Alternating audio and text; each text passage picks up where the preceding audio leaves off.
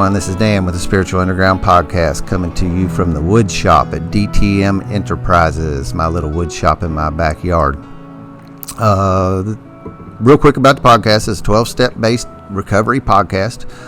We do explore lots of avenues of recovery. I'm open to hearing. I know we don't have a monopoly on this thing, so I am interested and open, but I do beat the 12-step drum because that's how I got well. Most of it is people's stories coming from their childhood and how they grew up and what happened to them that sent them into the what a lot of people call into the madness, and then what happened to them to make them stop, and what happened to them that got them well, and the miracles that have happened subsequent to doing that. So that's what most of our stories are. Now and again, we'll have a round table or something else like that. I do want to take a moment to talk about DTMWW.net. You can check in there if you need any handyman work or woodwork in the Louisville metropolitan area. You can contact me at dan@DTMWW.net. Spiritualunderground.org is the website that supports this podcast. You can go there and see show notes and pictures of the guests when they choose to allow that. We do practice the 11th tradition here and protect people's anonymity at the level they wish it to be so. There's a contact me page there too, so that's another avenue for getting a hold of me. 12-Step Spiritual Recovery is a book by James Christopher Cone. It is available on Amazon. We currently have 4 meetings in the Louisville metropolitan area delivering these 12-step tools to anyone who wishes to explore them. No need to be a traditional or a person of a traditional 12-step fellowship, although you are welcome also. 12-Step Spiritual Recovery, Amazon, James Christopher Cone. The music wrapped around this podcast is by Darren Frank, as always. So, let's get to business in hand here on this wonderful Sunday morning in December. I have a guest come in, and I always like this. This has happened twice in a row now, where the first time I met the person that was coming was in my driveway. I didn't know Brad before then, and I like that too. You know, first when I got this thing going, I had to recruit all my buddies to come, and now word's spreading, and buddies are getting their buddies, and the web is increasing, and that brings a lot of joy to my heart, and I get to hear stories I haven't heard before. And get to, as Brad and I were speaking about earlier, I get to make a new friend sitting here today. So that's that collateral benefit thing. So my guest today, I'll tell you just Brian L. You heard him tell his story a few weeks ago. Brad here was Brian's first sponsor. That's his words. And he tells stories of Brian is just really strong, and I love to listen to him. And when a guy is strong, he didn't invent it himself. He had a good sponsor more times than not, or let's say a strong, devoted sponsor that knew his stuff and was able to deliver that stuff to this man. You could see that in Brian. And Brian gives Brad a lot of credit for the things that he carries in his tool belt today to do this recovery thing. So welcome to the studio, Brad. How are you this morning? I'm fine, thank you, Dan. It's good to be here. Yeah. Thank you for coming. I know it's a little bit of a drive. Where y'all come up from Frankfort? From Frankfort. Yeah. Well, this ain't too bad. What's that? Hour. Yeah, not too Unless bad. Jason's driving, and then it's quicker. It's a little quicker then. Yeah, that's good. So I appreciate that. Most of the time what I do is start with the guy's sobriety date because for me, it's a very important day for me. It's more important than my birthday today. Is the day that I really feel that was the day that I was reborn. Yeah. And so we start out with your sobriety date. I like to go back and look at how you grew up, where you grew up, family system stuff, anything you want to share in that regards, because it is my belief that I was alcoholic and had this spiritual sickness well before I took the first substance into my body. And so, and most people, as you look back, like we were talking a little earlier, that rear view mirror works pretty good as we get some clarity in our lives, and I can see some things I couldn't used to see, and I saw some things that through my work, my 4th, 5th step, things like that I was showing these tendencies and doing these behaviors of not feeling comfortable in my own skin and these kind of things well before that's essentially why I started feeling comfortable in my skin once I got that stuff in me. So sobriety date, and we'll just get to going and having this conversation. My name's Brad George, and my sobriety date is March 14th or 15th of 1999.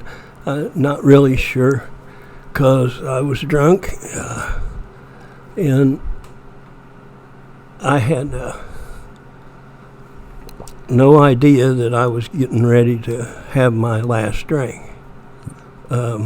So I didn't write it on the calendar. I just, I had been, at that time I had 2 residences. I lived in a tool shed, and that was my summer residence, and my winter home was a homeless shelter in Frankfort, and I alternated between the two. And that morning, they put you out of the homeless shelter at 6, and fortunately for me, the local tavern opened up at 6, and so I walked across town to the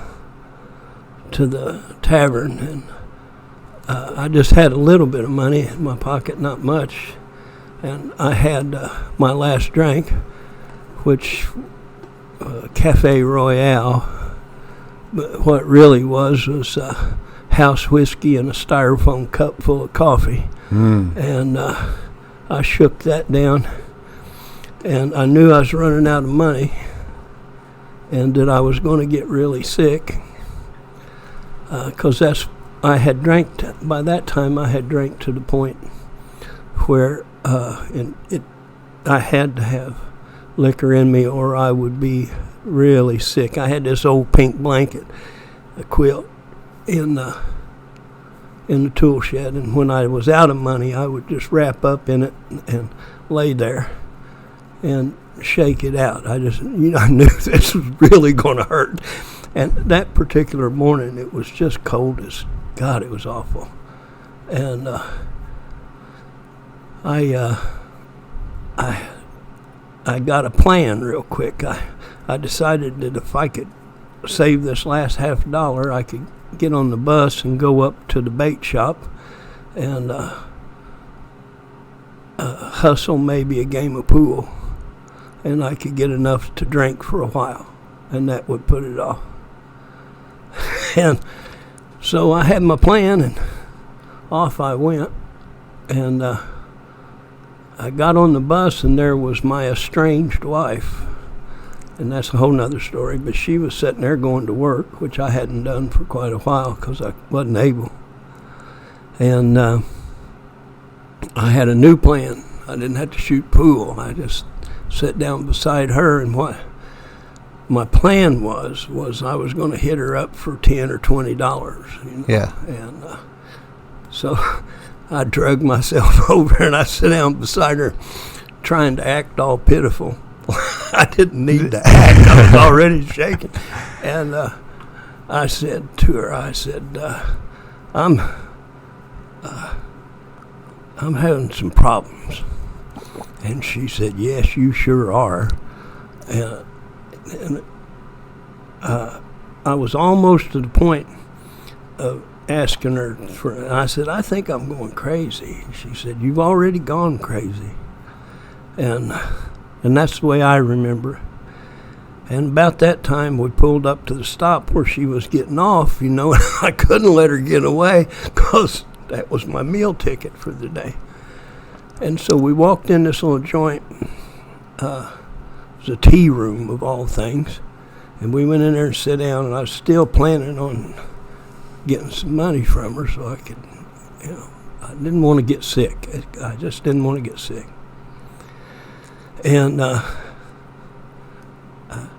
we sat down in there, and that last little bit of money I had, that girl brought us a cup of tea apiece. And I gave her the last little bit of money I had for tea. And I thought, well, you're out of your mind. And my ex-wife, she had gotten up and gone back to the back, and she came back. And she said, I called the hospital, and they said they'd take you in. But you got to get your own self over there. I'm not going to help you from here.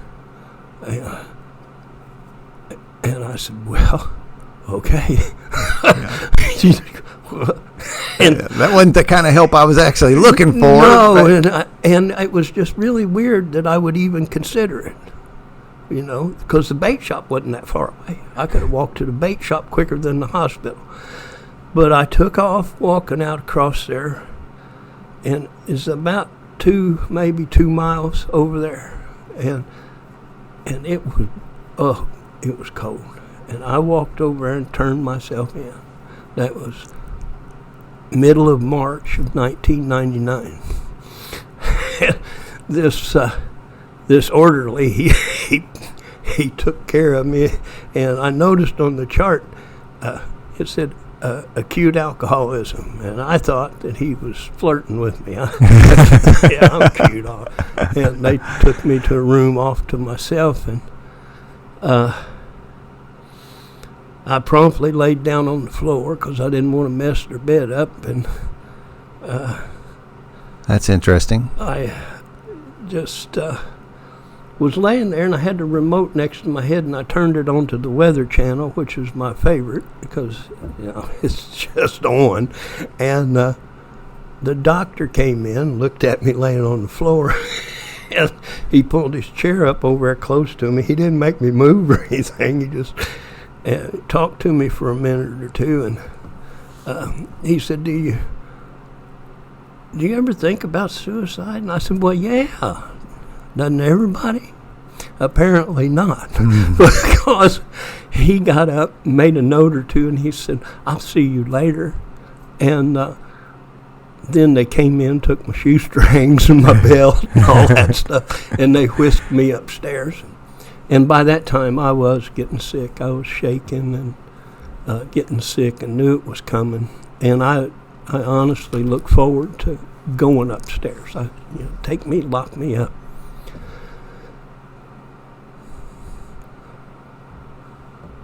A few weeks before that, I was sitting on that old love seat out in that tool shed, and I just had this real sudden and bright thought: is, God, I know you didn't aim for me to be living this way.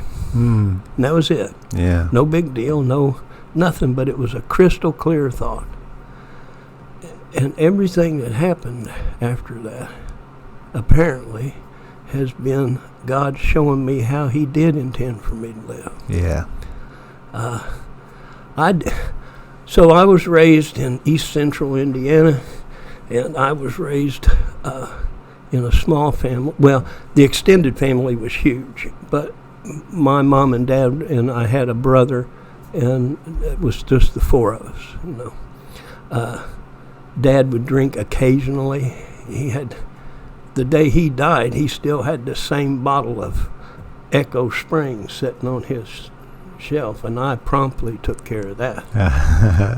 We're about in South Central Indiana. In We're East about Central. East Central, I mean. Yeah, it's a little town called Strawn. Say one more. Strawn, Straughan. It's 25 miles west of the Ohio line and 55 miles east of Indianapolis. Okay. Right on the highway. Yeah. Straight I've line. grown up in Indiana all my life and run southern Indiana on like a hoop, and Yeah, but I didn't get up that much. I didn't go east a lot. Newcastle, Muncie, and all that stuff's right. up in there. Yeah. And that's where I was raised, out in the middle of a soybean field. Little town, 300 people. But I had uncles who drank that looked like what my drinking turned into, sort of. Yeah. And I was always fascinated with the bottle. It was just amazing. I loved to be around my uncles. And when they were drinking, it was a whole lot of fun up to a point. Yeah. And then the fight started, But I was fascinated with it. My first drink, I was real little. But about my folks, I started when my sponsors, Billy Hogue from Louisville, and he's my first and only sponsor so far. And But he asked me, he said, well, tell me a little something about your family. And I started telling him about it. He said, hold on. He said, that sounds like Leave It to Beaver. You know, and I said, well, that's just the way it was. There wasn't any high drama or anything in my family. It was just, you know, I had bricklayer uncles and drinkers, and you know, it's just a wonderful mix of people who had moved to Indiana from Kentucky years before to go to work in the factories and all. But I had that first drink. They were having a Christmas party. To this day, Christmas always smells to me, when I think Christmas, the smell that comes back to me is that old Seagram 7. You know, that Canadian blended whiskey. It's got a particular smell. Yeah, it does, yeah. And that is Christmas to me.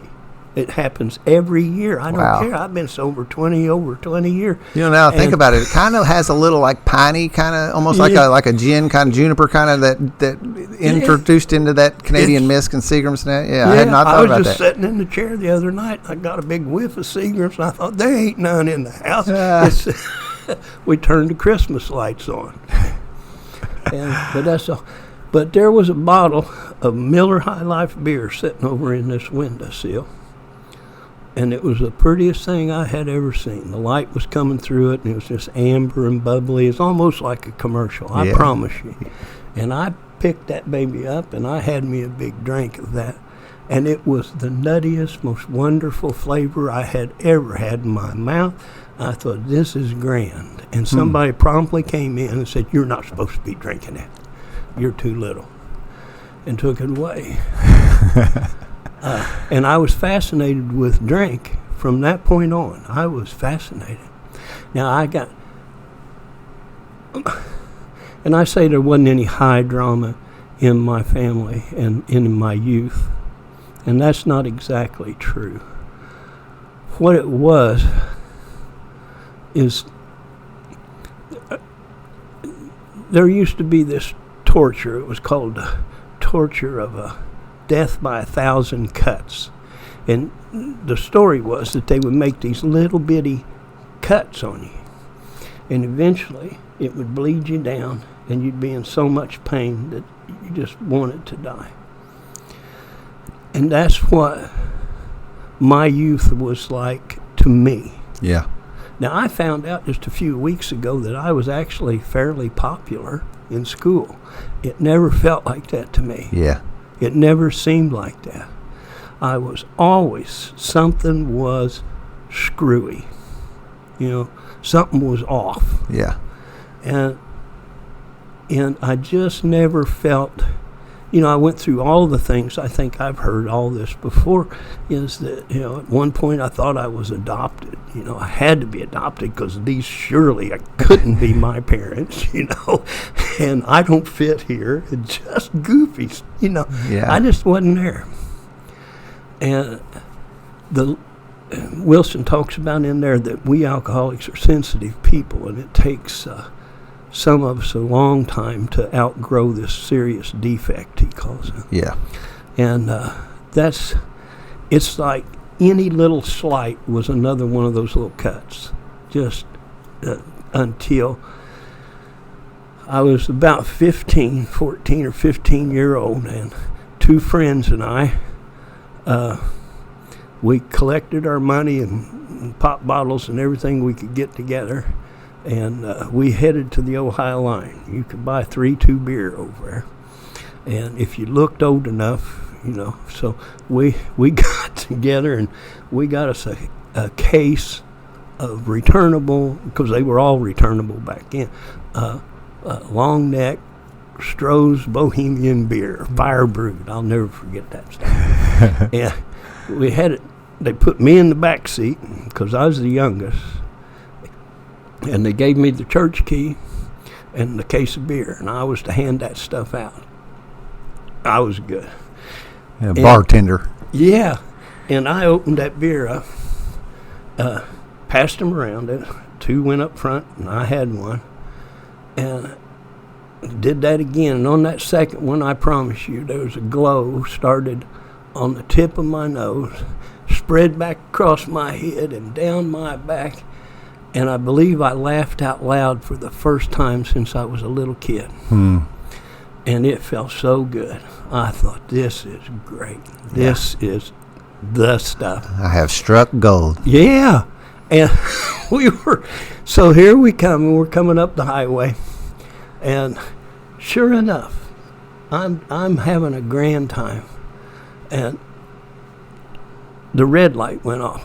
Back then, it was just a bubble gum machine on top of the car. And that red light went off. And the driver, I'm not going to mention their names because they're still kicking around. I don't want to, but they're good guys, grew up with. And the driver said, now, Brad, I'm going to make a hard right up here and a hard left. And when I make that left, you throw the beer out. And I said, yes, sir, I'll do it.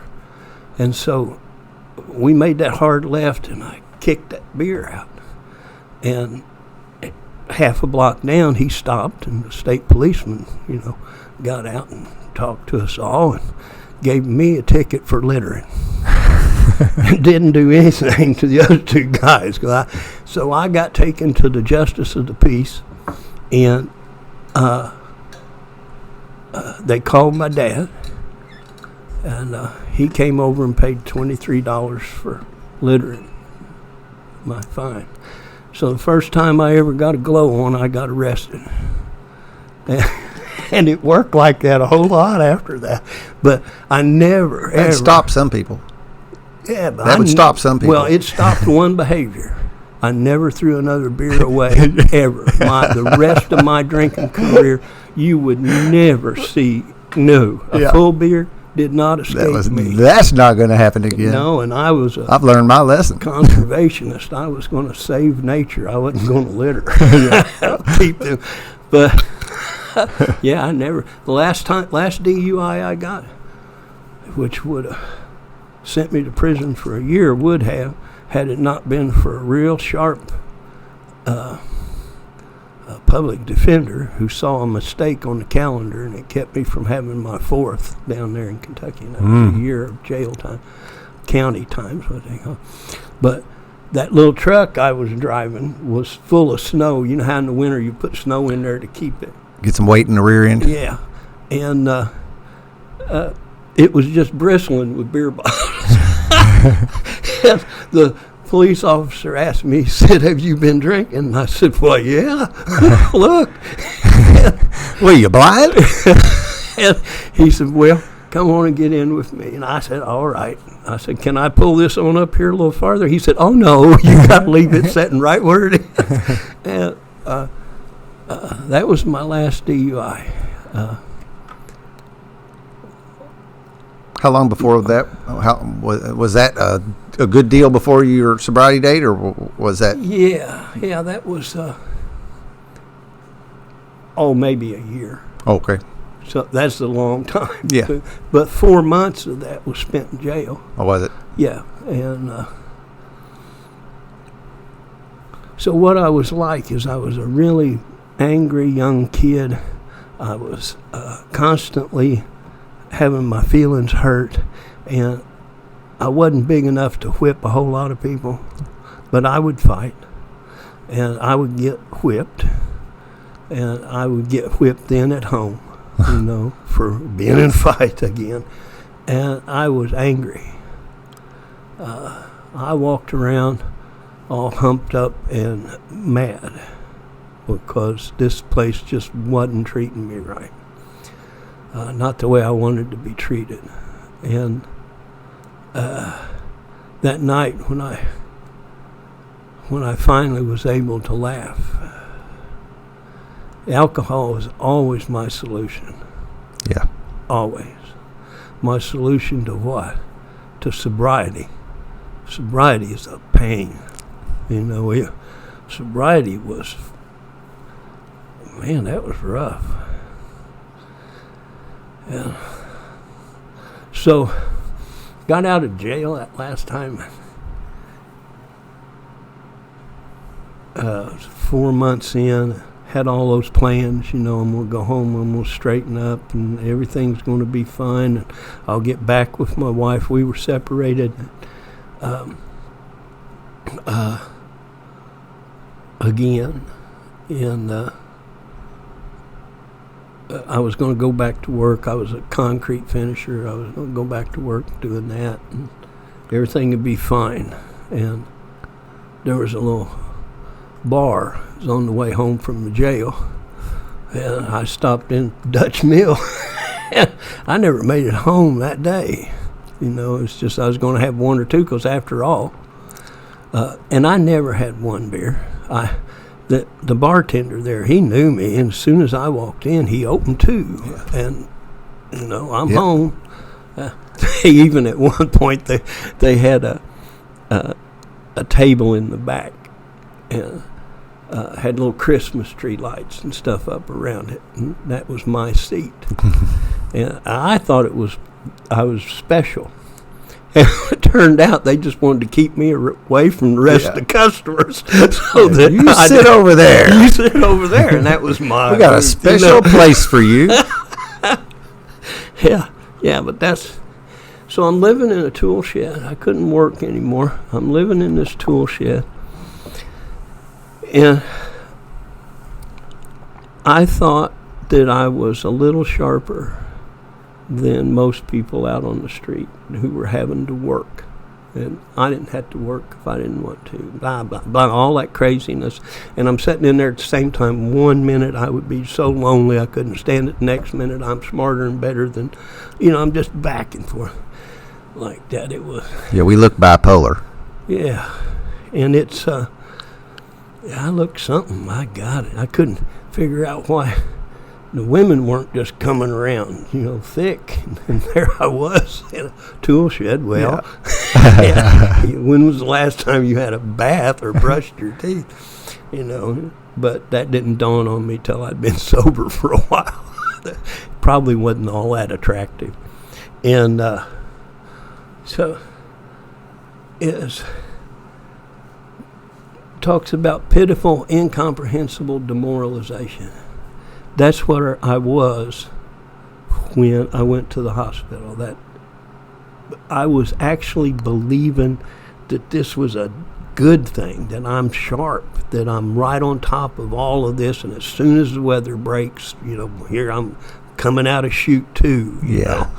And I went and turned myself in because I didn't have any money left to drink with, and I didn't have a clue what was going to happen, but I just felt like I'd be safe in that hospital.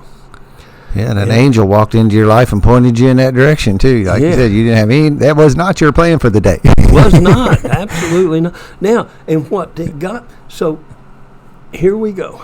I'm in there, and they've locked me up, and I feel safe, but at the same time, I'm trying to fashion little plastic tools to take the windows out. And then I realized I'm on the 4th or the 5th floor, and it's really not going to help. And I'm all tore up. I'm all over the place. I voluntarily came in here, now I'm trying to break out. I'm trying to escape, and I can't, and they've got me on suicide watch, and somebody's always coming up there peeking at you. And I was miserable, and I was getting sicker and sicker. But I was safe. Did they let you ride it out, or did they? No, they gave me some wonderful medicine. The people at the hospital were really good to me. And the only problem they saw was that, they thought my head was going to blow off because my blood pressure was. Right. And they didn't ask me what I was seeing. They just left me alone with that, And it was the darkest place I'd ever been. Inside. Yeah. So I laid down there and I went to sleep. And I vaguely remember somebody coming in, asking me questions, just various hospital-y kind of questions. And then I drifted off. And I had a remarkable dream. It was just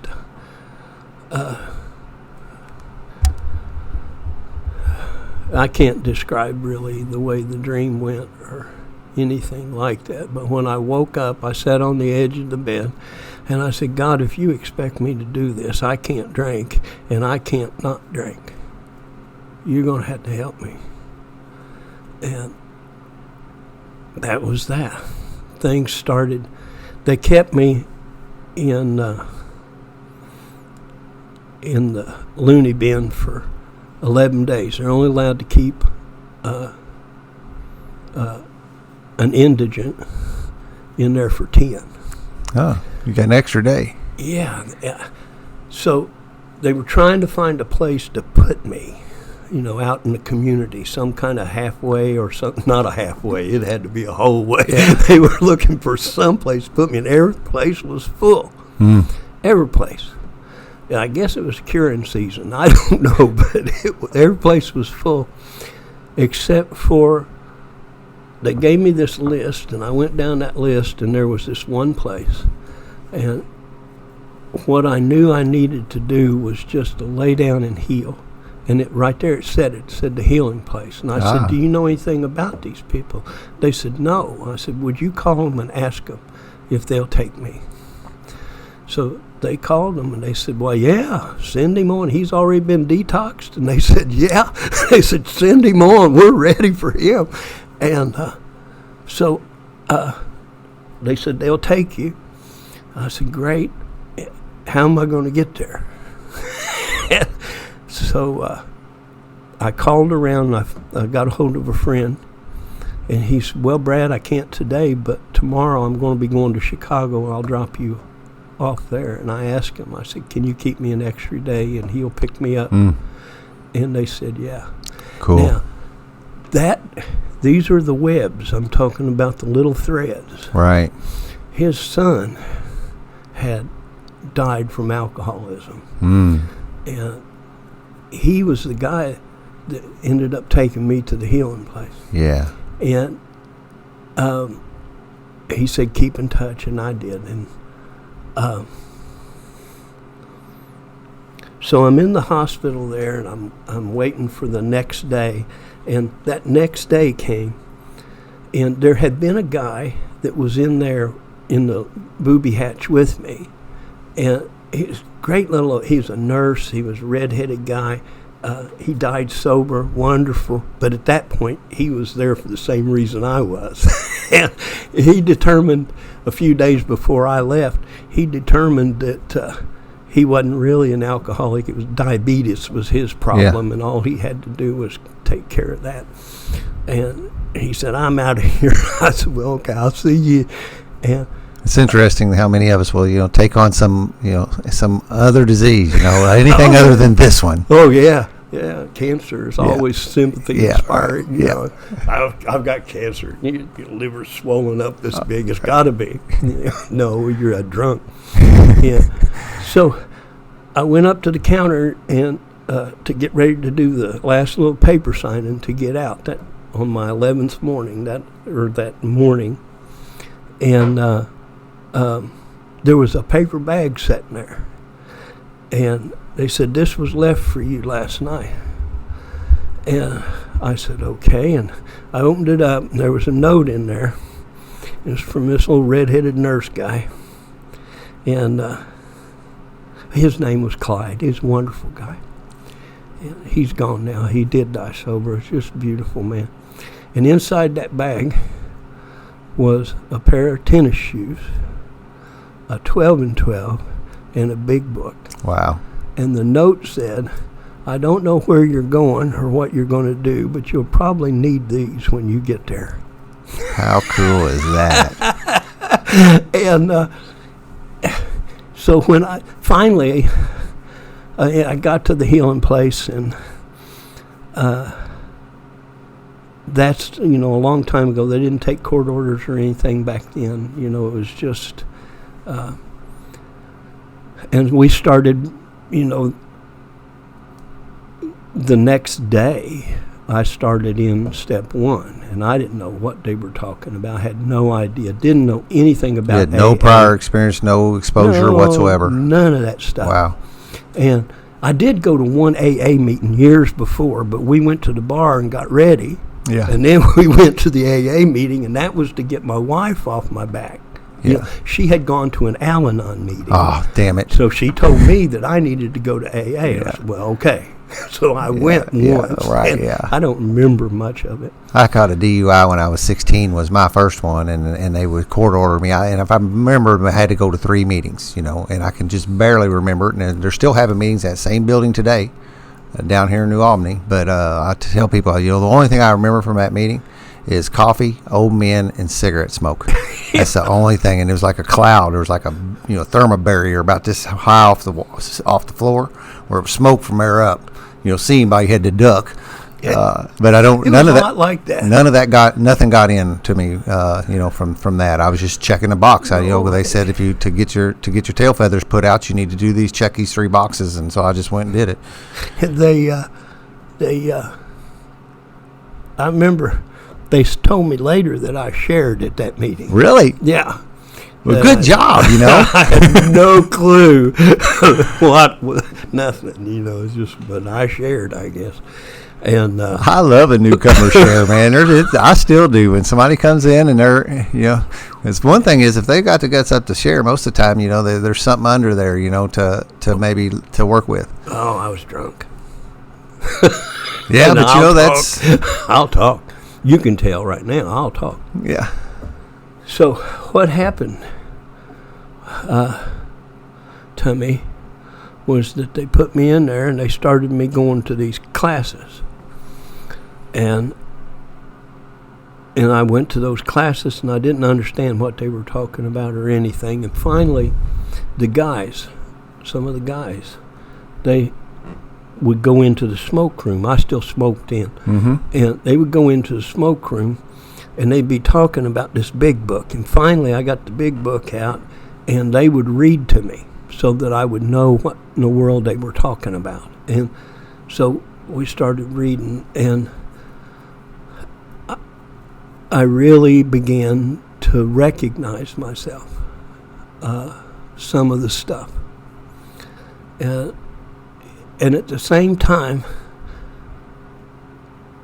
I was just a bundle. I mean, I hadn't had a drink then for, 11, 12, 14 days, and I was just, oh, God. I would walk in circles. I couldn't really remember the Lord's Prayer. I was trying, and I would just walk around that building and walk around that building. Security would tell people, don't go around him because we're really not sure what's getting ready to happen. And I would try and say that prayer just to keep from exploding. Yeah. One morning, I went down to the Jefferson Street Mission. They had the best breakfast. If you can go in there, and I don't know if it's still there, but it was great. And I went in there. I'm in the healing place, and I'm surrounded by guys who are in the same shape I am. But I got down there to that Jefferson Street Mission, and I'm in line to get my tray. And this absolutely gorgeous little girl, 9, 10, 12, just beautiful, pushed my tray toward me, and she said, "Here you go, sir." And there was something about her saying that just filled me up with some kind of hope. I didn't know what it was, but she called me sir. She didn't see old drunk. Yeah, love of a child, that innocent eyes. And I sat down over and eating, and then these guys got up in a circle, and they said, "We're going to have prayer. Do you have anything that you would like us to pray?" And I said, "Yes." And they said, "Well, come up here and stand with us." And I did. And I said, "I want you to pray for me that I'll just have the strength to do whatever it is I have to do, because I don't know what it is." And they said that, and they said that prayer. And it was genuinely like if water could be light, it just kind of poured over me in that prayer. Now, I forgot about it 20 minutes later, but, it was, and I hung on to that in a way that I don't understand. So, in the healing place, they call it the Marine Corps recovery and all that. You do go through but I didn't know anything about AA. But here's what I did know, is I was 47 years old when I went there, and I'm broke down from being a concrete finisher. I'm sore. Yeah. And I'm just past DTs, you know, and I did not like the top bunk. Okay? And they said, if you'll go to these meetings and document them, you'll get a better bed. All right, just show me where they are. And they said, well, in your case, we'll put people with you. Because the first time I went to a class over at 2nd and York, it's called York Towers over there. I went to a class. The first time I went there, I got lost in Louisville. And there I was just wandering around. And toward the end of the class, I found my way in. And, okay. And here I am. And I walked in, and I just said, I'm really sorry, but I don't know anything about Louisville. And I got lost. And they said, okay. And they assigned these guys. They said, he's yours. Yeah. You got to walk with him. And keep our own bread. And so they did. And so we went through all that. But they said, you'll get a better bed. And that was what I needed. And the guys showed me the meetings, and they showed me the bus routes to get on. And, you know, these are rough cut guys from Louisville. Yeah. And they took care of me like I was a little brother. Right. You know, it was an amazing deal. And they would read to me because I couldn't focus enough to read. And they would ask me questions and say, now you got this piece, you got this piece. Do you understand what that means? And we would sit in that smoke room at night till way up and go over big book material, you know. And so I started going to the meetings, and I would go. They put you out at 6 o'clock in the morning. You can't check back in till 4 o'clock in the afternoon. The healing place did that. At the healing place, yeah, in the homeless shelter. And all day long, I would go to meetings. Louisville's wonderful like that. It is. There's We're meetings, very blessed. You know, everywhere. And so I would go to meetings, and finally I just sort of fell in love with the Jeff Token Club when it was, you know, the old white building. When it was behind the McDonald's and downtown before they redid the highway. Yeah, and I just fell in love with that place, and so I went to meetings over there and would just sit around, you know, and they kind of like healing place guys because we didn't, you know, they're harmless. You know, they're so sick they're not going to cause a problem. So to take a bus, did you take a bus across 2nd? A lot of times I walked Just 2nd walked. Street Bridge, If the weather was good, if the weather was bad and I could get a bus token, you know, I would come on across. Mm-hmm. But you couldn't work at the healing place at that time. I don't know if that's changed. Yeah, I don't either. And so we're going through the steps, and I didn't know it. I had no clue. So I'm just doing what they said. And perfect. We're going through there, and it got up to be late May or June. Okay. And that summer of '99 was so hot and dusty in Louisville. Dry. For me, anyway. I don't know. But somehow I was at a meeting, a class at York Tower. Are you using the word class and meeting interchangeable? No. No. So classes. Class is an actual healing place. You go to first step classes. Okay. You go to second step classes. Yeah, that's new language to me. Yeah, and I mean they put you. It's called Recovery Dynamics. Yep. It's developed by Joe and Charlie. Yep. And I'm familiar with that. Yeah, so that's what it was. Okay. And you had classes that you had to attend, and then when you got up to after your third step and you're in to inventory, then you started staying on campus and doing your classes there. But classes were step work. It was like, and it was every day. But I came out of there. It was hot and miserable. I had a little bit of money in my pocket. There's a Kroger store right down the street, and I knew they had beer. And there's an exotic you know, a tavern with a view Yeah. back behind me, and I knew, you know, and I was standing there on the corner of 2nd and York, and I wanted to drink more than anything. And at the very same time, I didn't want to drink. And it was like I was being torn in half, and Yeah. it was miserable. And I went back inside, and I sat down in one of them chairs, and the tears are just, it was hurting. Yeah, pain. You know. And manly tears, of course. You know. Yeah. And I'm sitting there, and this guy has 3 years sobriety. He comes up to me, and his name was Mike. And Mike said, "What's the matter?" And I said, "I don't know." And he said, "What do you want to do?" And I said, "I don't know." And he turned around and he said, "Fred, I think you better take this one." So Fred came over, and he had 5 years sober. And he said, "What's the matter?" And I said, "I don't know." And he said, "Well, what do you want to do?" And I said, "I don't know." And he just kind of looked at me. I said, "I think I want to do my 3rd step." And he said, "Okay." So we got down on our hands and knees, and he had one of those little those little cards, like a business card, Yeah. that With has the the prayers on 'em. 3rd step prayer and the 7th step prayer. And we did my 3rd step prayer, and nothing happened. Zero, zilch.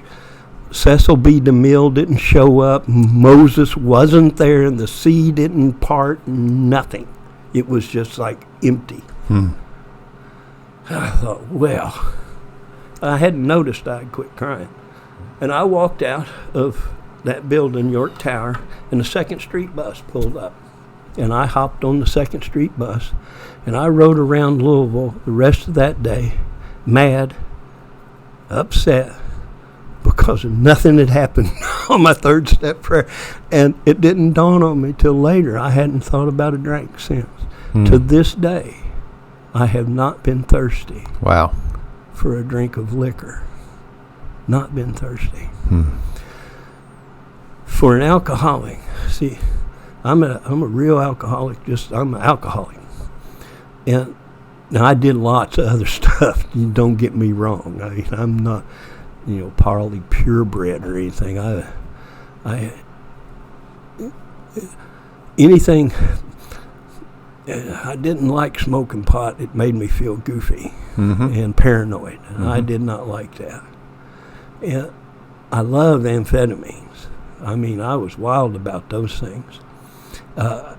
It would You help can me really do some drink drinking on them. and shooting pool. Yeah. You could shoot pool and drink all night long for several days. Yeah. And that to me was, but then back when I was doing that was they were called diet pills. Oh, yeah. And so you always kept a heavyset friend who had a prescription. And if you're a little guy like me, you had a kind of halfway bodyguard and pill supplier. But they made that illegal in Indiana or all over the country. Yeah. They quit making amphetamines. And so that was over. No big deal. I still drank. Then years later, this cocaine came around, and this is all right. It cranked me up, and I could drink. And then one day, and I promise it happened just like this. There was the opportunity to buy what they called then an 8-ball, Right. or I could buy beer. I couldn't do them both. I didn't have enough to do them both. And that's the last time I ever had anything to do with cocaine. It was just, no. I don't need that. So I consider those my drugs of choice because I actually had a choice in whether I used them or not. It never dawned on me to even consider alcohol.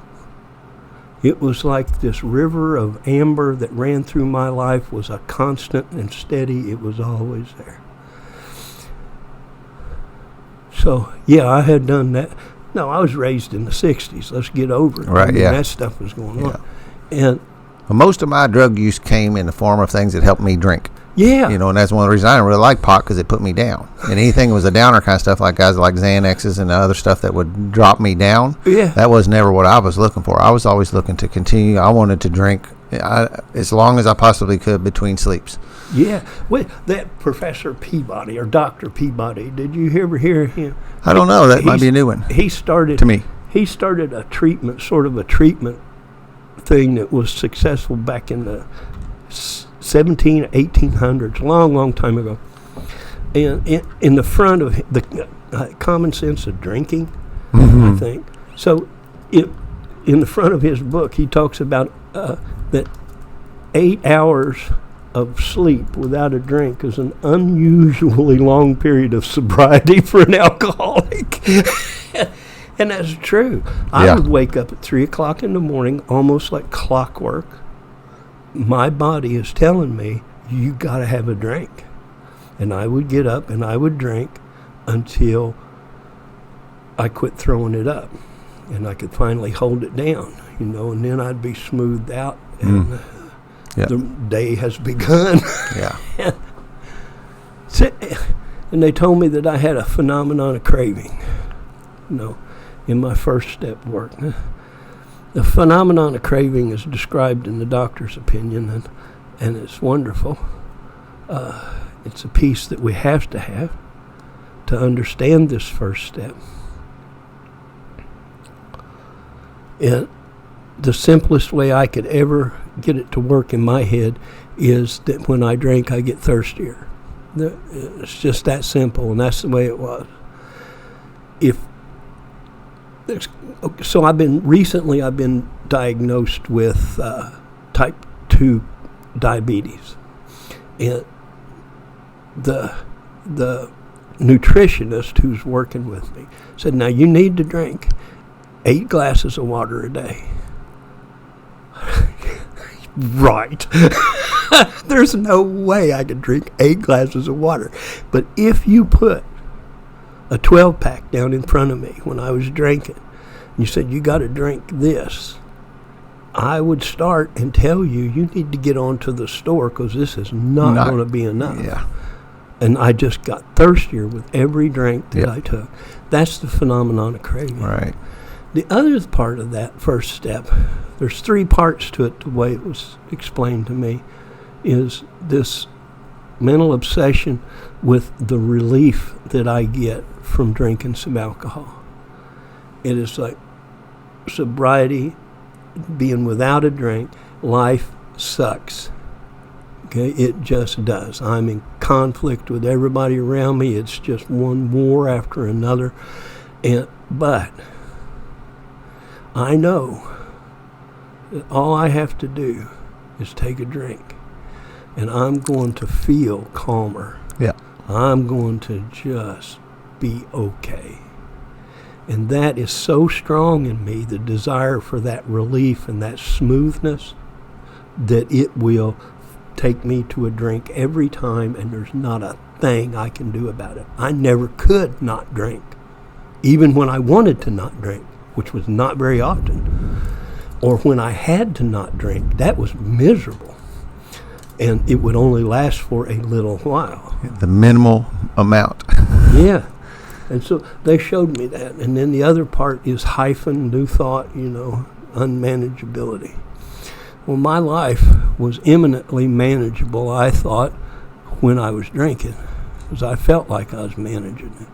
But if I wasn't drinking, I remember what it felt like living, and that was awful. There was nothing manageable about that. Things were coming at you. It was just nuts. Yeah, like the problems pile up so quickly you can't even begin to imagine resolving them. Yeah, just crazy. Yeah, but put a couple drinks in me. It's great. They're gone. Ain't worried about that. It's a new day, sport. Let's go. Let's go to Florida. Okay, and that's an odd thing about alcohol with me, is it always acted like a stimulant. Now I know it's a depressant, but when I drank, I was ready for action, And a lot of times I wasn't even aware that I was still in action. I would wake up in the middle of conversations, and not knowing where I was or who that person was I was conversating with. Yeah. And that was really interesting. It was always exciting. I never was a blackout drinker. I just couldn't remember what happened. Yeah, that's it. I got that too. So I took my third step prayer, and right after that, I began to write inventory for the first time, and it was a really interesting deal. And at the Healing Place, we did it on a checklist and Worksheets. Yeah. And so I ended up staying at the Healing Place for about 18 months. And I went from client to what we called assistant staff, but they called it peer mentoring now. Mm-hmm. And then I went on full-time staff at the Healing Place. And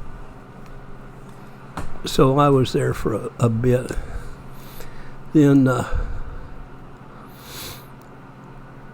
somewhere along in through there, I started getting pretty antsy. The stuff I was hearing in AA meetings wasn't lining up quite in my head with what I was seeing in recovery dynamics. And, you know, there was just this kind of a goofy thing.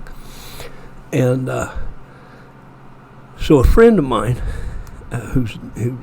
he's no longer with us, but he had, at that time, he had a set of tapes by a guy named Clint Hodges. Clint's already gone, but he was. I've been listening to Clint lately. Have you at Manuka?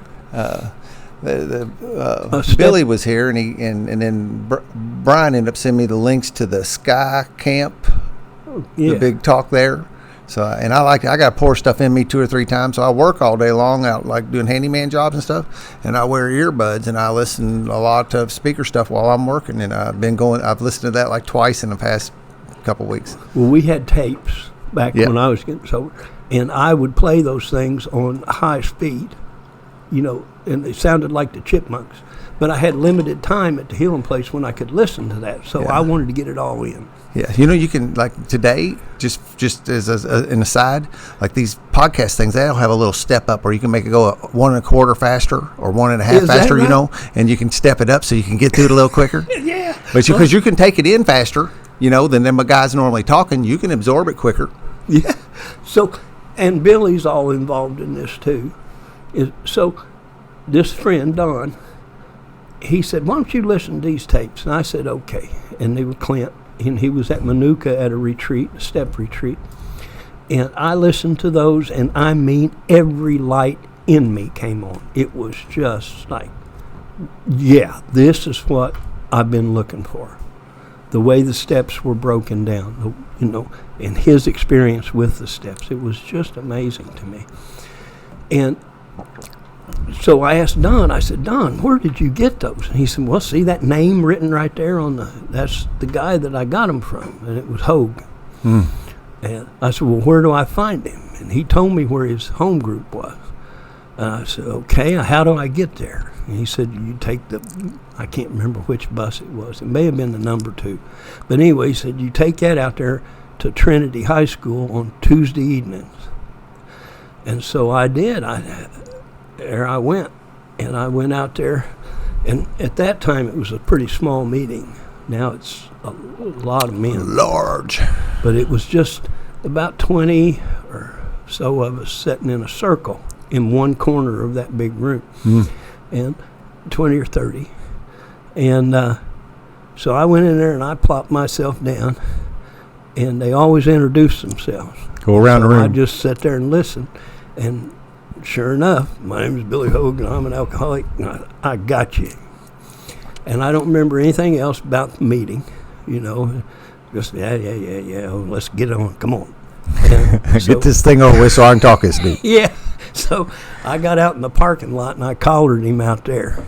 And I said, I understand that you're a fan of Clint Hodges. And he said, yes, I am. And I said, can you take me through the book the way he talks about? And Billy was wearing suspenders that day. that night, and he took him. You know how you put your thumbs under there? Yeah, seen stretch that? 'em. He stretched Stretch them 'em out out. there, and he said, "Well, I usually don't do that except for groups, but in your case, you be in my office tomorrow at 5:00, and we'll get started." And I said, "Okay." And that's how I got my AA sponsor, you know, which is different. Yeah. And Billy started giving me tapes. I listened to old timers. He just immersed me in AA. Yeah, I'm a speaker tape junkie. I have poured so many. For a guy 5 years, just coming up on 5 years, I'm on a venture a guess. There's not a lot of guys that listen to more hours. Yeah, and it just keeps good food coming into my head. it's huge. It's huge to hear that shared experience from years ago. Yeah, it's brainwashing. Helped me clean out this dirty old head and get some good stuff in there. It needed to be washed, It did. didn't it? And so that's how I met Billy, and he said, "Come up here." And I already told you about how he said I lived in Beaver Cleaver land, you know, and he said, "Tell me about your first step." And I started in with my healing place knowledge, you know. Yeah. The step one is 3 parts, you know, and he said, hold on, you know more about the first step than I ever want to know.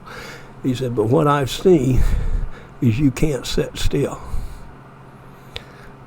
And I thought, what's that got to do with anything? Let's get on with it. And he said, I'm going to teach you to sit still. And so he said, put your feet flat on the floor, sit up straight, tilt your head just a bit, put your hands comfortably in your lap. And he said, now I want you to breathe in and breathe out. And he started me on that. And he wouldn't let me go away from that breathing during our times together for quite a while until I was really breathing. And he would light incense. I thought, what in the world? And ring a gong thing and bells. He had bells. You know, I have bells now. I've got all that stuff too. Man. There's a big thing with white sage over there on that electric box. I got a big gong in my bedroom and singing bowls and incense and crystals. At that time, that wasn't happening. No, but what am I going to do? Billy, at one point, and I can't remember exactly what step we were talking about and going through. It may have been inventory again, you know, inventory I just did him. And he said, well, let's see, you're living at the healing place. You don't have a job. He said, well, what have you got to lose by doing? Well, if you put it that way, I guess it'd be all right. And so he coached me on through there, but he started me, if you were being technical about it, he started me in the 11th step because he taught me how to sit still, and he taught me how to breathe and to relax and how to listen. And then we started reading the book, and then we started That's fantastic. answering all the questions. We got quiet first, and it's just a huge piece of my recovery is being able to sit quiet. You know, I can be alone at perfect peace and ease. That's the 5th step. Yeah. You know, that's some of that right there. Oh, and when we were talking earlier, you know, you were talking about the growing up and entering into manhood. Yeah. Now, this is what Billy told me about the 5th step. After I did my 5th step with him, which he fell asleep during, but He did really? yeah. That's inspiring. His back was hurting, you know, and he didn't feel good that day, and he was hearing it anyway, and he drifted off this. Then before he went to sleep, he said, if I fall asleep, just keep reading, kid, because it's between you and God, really. I'm here just to be here. And I did. I just kept on reading. Well, he napped there for a while. And he said, he got up, and I got up from the edge of the bed, and we walked out onto this back deck. We were at a thing called Ultimate Weekend Retreat, and we were there. And He took me to a lot of things like that. And he said, "Well, kid, you moved up to the big table." What? He said, when you're a little kid, you sat at the little kids' table during Thanksgiving and Christmas. You all had family gatherings. He said, "Now you move up to the big table. He said, you're here now. Welcome to the leper colony." Yeah. And that was and is to me still a big deal, moving. And so I tell my guys, I said, now you're going to move to the big table. This is when it gets real. I like that. And it does. I mean, the feast is amazing that's laid out in front of us. So I was really fortunate that Don M. is my grand sponsor. And he has a sponsor, and I just have this wonderful group of men. Yeah. And when I was early and still here, they treated me like a full-blown member of AA. There wasn't any initiation or anything like that. It's just, here you are, okay. Let's come on in. Yeah. And that has meant so much to me. And with those guys, there was never so much of this kind of mean kind of holding you accountable, but there was this sense of humor. And, I would get a wonderful, bright idea, and Billy would say, "Please call me with those because I just really need a laugh." Yeah. and it's that kind of thing. And they would just chuckle, "Oh, that's a good one."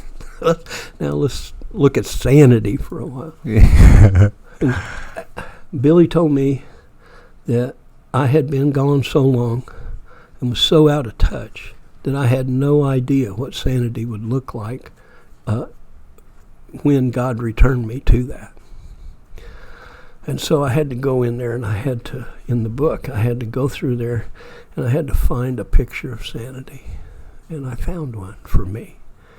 There's a paragraph in there that starts out, many spiritual people have a sense of what life's really all about. Mm-hmm. And, this and that. And it was all down through that one paragraph. And I said, this looks like sanity to me. He said, okay, just copy it out of the book, write it down. And when you're returned to sanity, we'll see if it matches. And it matches. There's a sense of purpose now that there never was. Yeah. I try to meditate, and I try prayer. In my case, I do it in the mornings like I'm supposed to, and I do it in the evenings like I'm supposed to. As prescribed. Yeah, I'm just not good at it. Yeah. I'm not a practitioner. But what I discovered in going through these steps the AA way, and the way it's outlined in the book, is once I was ready for God to have all of me, the good and the bad, flat out, just take me, I don't know what in the world to do. Billy said, after the third step prayer, Brad, your life is no longer any of your business. Yeah. And so just get over it. And I understood that. I had to be quiet, and I had to sit still and wait and watch and pay attention. Be mindful, they call it now, but just pay attention, kid. And what I discovered was, as I continued to take personal inventory and admit when I'm wrong instead of trying to defend my mistakes, admit it when I'm wrong, and I do my prayer and meditation, that people show up. When I first got sober, I would go out and I would be recruiting. I'm going to take you through this book, and I'm going to, But what has turned out so far in my life, in this wonderful life I've been given, is that if I do 10 and 11, if I'm doing that, that 12th step happens for me. Yeah. I don't have to force it. When Wilson talks about in the traditions, attraction rather than promotion, that comes down to the personal level as well. All of those traditions do. But people, if I'm consistent in my practice, people show up. Right. And they call me. And I don't always know how they got my number. One guy called me from the middle of the desert. He'd run out of wine in the middle of the desert. He called me. He said, well, somebody told me to call you. I said, well, come over. And he got back, and he came over. I think he may be my oldest living pigeon. I don't know for sure. But he's a mess. I just love him. He's still sober today, still knocks around. Does he? Yeah. He's a... Yeah, I agree with that 100%. When you're, my best analogy for watching people come to life in this is like a flower blooming. It is. You know, when you ever watch those nature shows, you see that flower come up out of the ground, and the head is always just bent to like 180 degrees and down towards the ground, and you just watch it slowly come up. And when that bloom happens, well, then those other people see that. And that's that attraction standpoint of seeing that, and they, and I remember doing it, going, something up with that dude that I'm looking at, and I was like, I was impressed with it. My heart, my true spirit inside here, was going, there's something there. What is it? Look at it, go after it, maybe, And speaking of going after, so I skipped over 8 and 9, but so. I had done most all my damage, I thought, over at Frankfort. And they used to have this thing that was called Expo. And it was a big gathering downtown. They have all these arts and crafts and carnival and all that stuff going on right downtown. So my plan was, and at the time when I was sober like that, young, it was really a thing around AA to be current in your amends. Are you current? Yeah. Okay, yeah. But I was buying it. So I decided, here's my plan. I have a plan. Yeah, I should have called Billy before, but I didn't, of course. And so I had this plan, and I was going to go over to Expo, and I had my amends list, and I was going to amend those people over there at Expo. And so it lasts for a whole weekend. So I went over and I wandered around. Not one person on my amends list from Frankfort showed up. Not one of them showed up. And I was just fit to be tied. This is awful. What? And so I did. I called Billy. And Billy said, Brad, where in the book does it say that we stalk our amends? It doesn't say that. He said, you stop it. You just wait and ask God to bring you to your next amends. He said, that's your prayer. It's that simple. Show me my next amends. Bring me to my next amends. Make me willing for this next amends. Yep, and that's exactly the illustration of that guy showing up at my gate. Yeah, they show up. They just show up. And I'd be walking down the street. One was an attorney. And I owed him money, and there he was. And oh God, how am I? And I walked up to him, and I said, hey, how are you? And I can't pay you right now, but I want to set up a payment schedule. And he looked at me, and he said, Brad, how long you been sober now? And I said, well, 2 years. And he said, I'll tell you what, if you stay sober, you don't ever get a bill from me. If you get drunk, you're going to get a bill plus interest. I don't know whether to thank you or not. We laughed. And another one was a state trooper. And I knew I had to talk to him. And I was coming into a gas station, and he was coming out, and there we were stuck right in the door. And I hadn't asked for him. I really hadn't asked for him yet.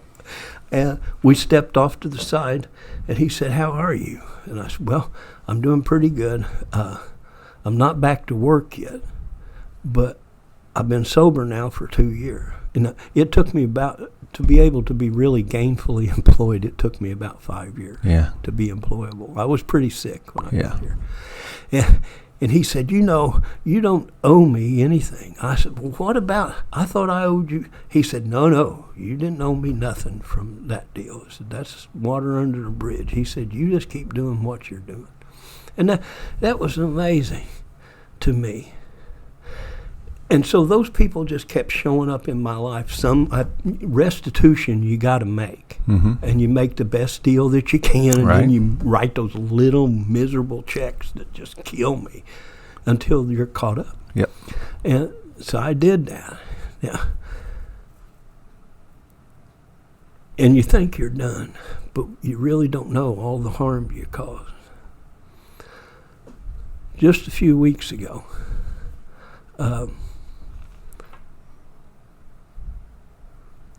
I can't remember exactly how. This person had been on the Ancestry thing, and they sent me a note and said, "We think we're cousins." And I said, "Well, okay." And so I texted back to them, and I said, "Well, told them where I was from and who my dad was, and they said, yes, we are cousins because your uncle was my dad." And see, they lived in California. I hadn't been around them but once. And I said, now, are you the little girl from California that I pushed down in the snow when you were visiting in Indiana?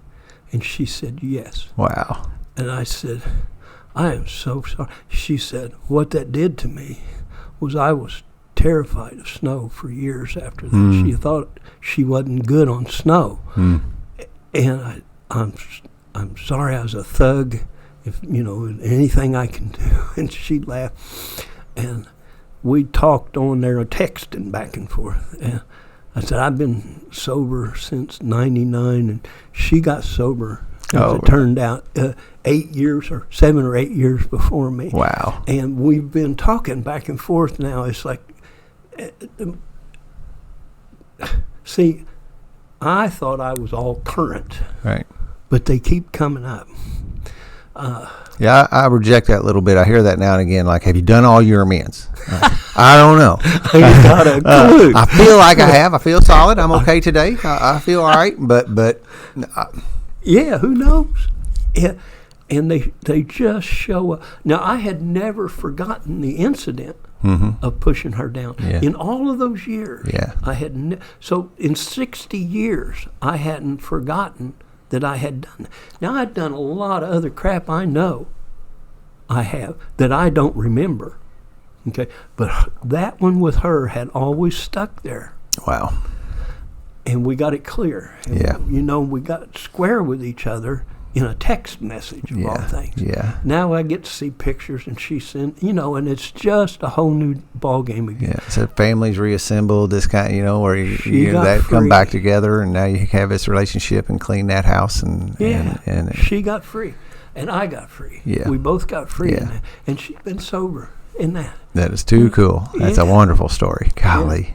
That's I how love 'em. amends work. We talk about the little. One guy called it a disease of inches and seconds and inches, or something like that. Yep. Wilson talks about it being these real thin threads that connect us, and it's that kind of stuff again that we get to participate in as we continue this practice. That is just, and this is a practice that, once through the steps, okay.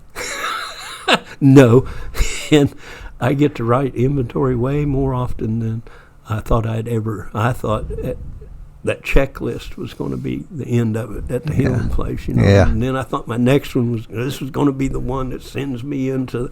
No. I just clear the ground a bit. Yep. And that's my sponsor made it pretty clear to me out of the gates that this was not going to, if we were going to do it the way he does it and the way he was taught to do it, like his book says, I will tell you what I have done, what he had done, that you periodically do it, and about one of the ways you do that and the way higher power works and all that is that when I can stay in contact with my sponsor every once in a while, he goes, hey, Dan, I've been noticing, maybe it's time for you to, and I get to dig a little deeper each time. When I go through the book with newer people, or with people, and they're not always new people anymore that I go through the book maybe new with. to you.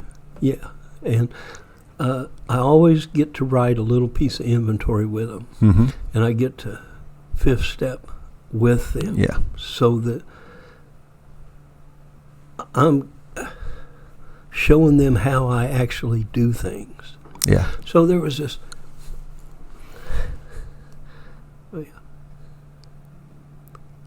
There was this rabbi, and a wonderful guy, and he went to see this holy man, and some of the other guys, the young students around him, said, "Well, what are you going to ask him? What are you going to, what are you going to ask him when you?"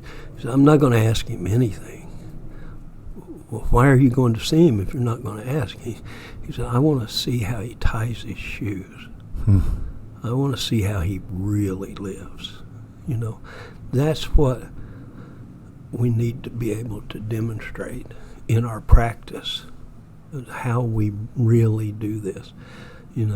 I lose my temper with a 2-year-old. I do. Yeah. And I feel like a total heel after that. What's going on? Why are you afraid? What's going on here? Why are you angry? If I'm angry, I'm scared. Yeah. Like those puffer fish. Yeah. They get scared and they swell Blow up. Me too. At a 2-year-old now. Right. Yeah. Come on. I raised my voice with a 2-year-old, and I have to hug him and let him know that I'm not upset and that it's not his fault. Yeah. And then I got to ask myself, what are you thinking? What are you doing? What's so special about your time right now that you can't put that phone down or turn that TV off? Why can't you just share some more of your time? Yeah. Well, because I'm a selfish little prick. This is my time. I'm not getting any. Yeah. This is my show. The ball game's on. Yeah. And relax. Brian told me, he said, I want you to go over and do that podcast thing because you're not getting any younger. And well, thanks. Yeah. But it's the same thing with the kids or with the grandchildren. I'm not getting any younger, and I need to share the time that I have. It's not all my time. Yeah. I need to share it and not be so wrapped up in me. And I get that way. And if I don't inventory, and if I'm not talking with people about this practice on a regular basis, the next thing you know, I'm going to be that little old man that nobody wants to be around. Yep. It's there. Yep. It's there in me That still. loneliness and despair is just right around the corner. If I'm Cranky old bastard. Yeah. That's exactly what I'd be. Yep.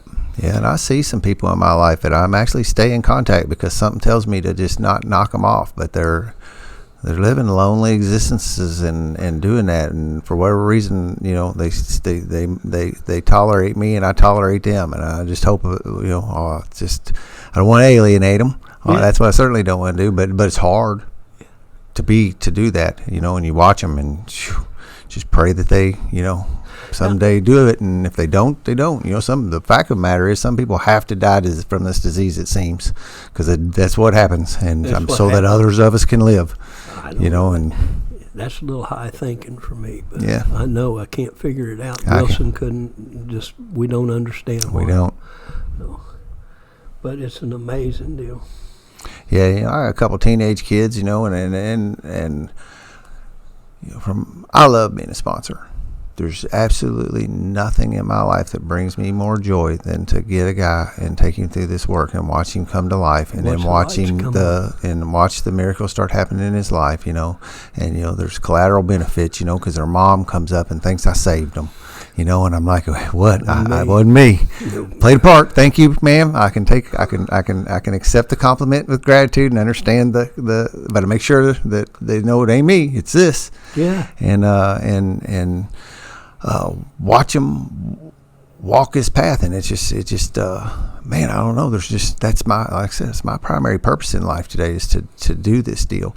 And I also had to where I was going with that is I also had to let those guys see me and be truthful that I do get pissed at them kids in there. Yeah. And I lose my cool. I'm 100%. And I do dumb stuff still. And, there's something in me wants to like hide that part, For the first time in my life, being sober, I'm allowed to be and expected to be fully human. Yeah. So that 7-step prayer is take all of me, the good and the bad, and use me any way you want to. I'm here. Just put me to work. Yep. Is basically what it's saying. Yeah. And this is our work. This is our work. And being present enough to be able to recount it, our experiences. It's just such not a high price to pay. There's a line in there in the big book. It says, God does not make too hard of terms for those who genuinely seek him. Yep. Now, genuinely seek him doesn't mean I have to become a monk. Yeah. You see? Yeah. Genuinely seek him means that I'm open to becoming fully human, suspended between heaven and earth. Not an animal and not an angel, just what I was meant to be. Yeah, I get to be Dan. And I always suspected that down inside of me somewhere was something else. And this process has brought that something else closer to the surface. Yeah. You see.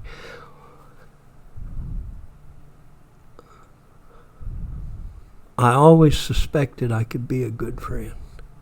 I always suspected I could be a good father. I always suspected that, but I always felt short. Now I don't fall so short that I can't clean it up and keep being a father and a friend. Don't have to be good or the best. Yeah. But I just am one. Yeah, it's Brian told that, and it hit me not too long ago because it reminds me of that exactly. He said, I always want to be a good dad. Last summer I became a dad. That's the one. That's the deal, is I get to become human. Yeah. I was always denying a piece of me, and it would vary from hour to hour which piece I was denying, and I would be putting on masks to cover up this thing, and I would be just, God, I'm glad I'm not like that anymore. Yeah, that's the other thing I was going to say. Just as we were talking about that, getting to be me today means that everybody that meets Dan pretty much meets the same guy. Yeah. If you go talk to somebody that met me yesterday and y'all be talking about the same guy. That ain't the way it used to be. No. Because I had to do this dance where I always had to put on this deal for who I was with. And you couldn't let them meet them. Yeah. Yep. We got to. I did a lot of secret, you talk about yours, and you said it was very evident, and it is evident to everybody that you were in rough shape. My story's a little different, that I was playing a game that I was not. And if you would look at me from afar, it didn't look too bad. I had a house, beautiful wife, 2 kids, 2 cars in the garage, had held a job for over 20 years, all that, and I really had to work really hard to keep that looking okay. And also in my heart, I said, I am not an alcoholic. I'm not a problem. Nobody that's an alcoholic has all that over there. That's right. But it made the mask thing really hard when you're in the end of town looking for dope. and coming back over here and putting on this smiling face and breaking in houses and coming back and going to mom's. And it was, man, it was a dance. It was a lot of work. And now it's this comfort of being a transparent. What I believe is that and there's an endless list. I think you could burn the world's tape up talking about the miracles that come from this program and what all happens. I stand in integrity today. I'm authentic for the most part. That thing where you see me, everybody sees me. I'm pretty much the same guy day to day. It's in. I don't have to have I still struggle with having my self-worth wrapped up around how productive I am, and that's something I still do, and it's a teaching that came to me that if I'm not actually doing something productive, then I don't deserve to be breathing oxygen today. I was sick for a few days this week, and I laid up, and I know that's what I need to do. But man, inside of me, it drives me crazy to be sitting still. I feel like I got to be doing something. And my dad lives with me, so here's all of a sudden I'm 10 again, right? Because my dad walks by the bedroom door, and I'm laying in bed, and I'm ashamed because I don't want my dad to see me being lazy. Yeah. And it is still here. It's still in there. Now today I have eyes to see it, and I have an awareness to know, okay, that's what you're feeling. That's what that is. He don't care, and be able to walk with that today rather than to process it in some unhealthy way. So it's strong, but it ain't real. That feeling is strong, but it ain't real. Yeah. And that's one of the things that. So one of the pause when agitated or doubtful, ask for the right thought or action, and then wait. Yeah. That's hard. Mm-hmm. Not doing is one of the hardest lessons for me to learn, is not doing. And that not doing is required. Yeah. It is absolutely required. Yeah. That's why the instruction for it is in there. Yeah. If it wasn't required for us to not do, well, we would think about how hyper we are anyway. Yeah, that's what. Oh, we would be doing some good out there, wouldn't we? Well, you see that, and I've actually had current, and we probably all do, but I have some real current time experience with, and luckily some of my sponsees listen to me and call me and let me in on what's going on. And, this thing about like needing to make a snap decision, like I got to make a decision today, and I was like, I don't think you really do, man. This thing says to not to, and let's, I remember that feeling that, I needed to get that decision made, and it was urgent so I could move on to whatever the next one's going to be. And today I know that I don't have to, like you said, I have. So Gandhi, okay, all of this stuff was going on around Gandhi. And he said, I am so busy right now that I need to meditate for 2 hours instead of 1. Yeah. Yeah, I've seen that though. See? Yeah. And that is real. Mm-hmm. If I want to be effective, see, our next deal is to grow in effectiveness and understanding of this practice.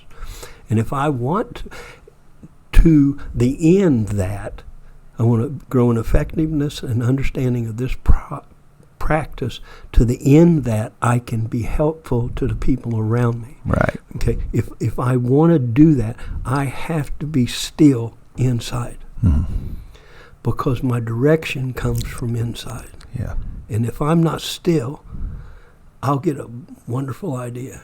And the next thing you know, people's toes are getting sore because I'm back into the director mode again. Yeah. and it's just so weird.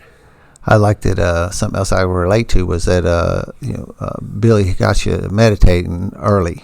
Yeah. And when I came around, even before, because I have about 4 years of I bounced off the walls and halls of AA. Yeah. Where I was, get a chip here. I actually got a 1 year chip fairly out of the gates. I stumbled a little bit and then got a 1 year chip. I didn't drink for a year. I did some other things, but so I had a 4 year period where I was bouncing around. But at the time, I had these wonderful teachers around me that were laying some groundwork with me that I actually was somehow or another getting through this, what seemed to be a impulse shell, but some stuff was getting in, and some of the people were people who were meditating, and when I had done that deal with that, got me that potential prison sentence, I thought I had cut off all the corners off my AA card. You remember? Was you ever a Boy Scout? You know how they could give you a knife carrying card, and if you cut you get this little card that says you carry a knife or hatchet or whatever, and if you got messing up, if you were screwing around with it, they cut a corner off.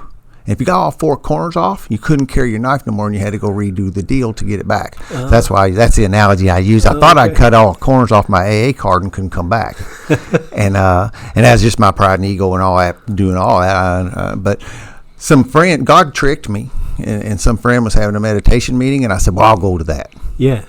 And it was full of AA people, and I got back in that was the gate that got me back into the program and got me, and it took a little while, but those guys, I was playing sober for 6 months prior to my current sobriety date, so I was showing the world because a judge needed me to see me. The judge needed to see this dude sober. Yeah, he couldn't do it, but that's what I needed to show out there, and but I was practicing meditation weekly and with these guys for that 6 month period, Well, that'll screw you up. Yeah.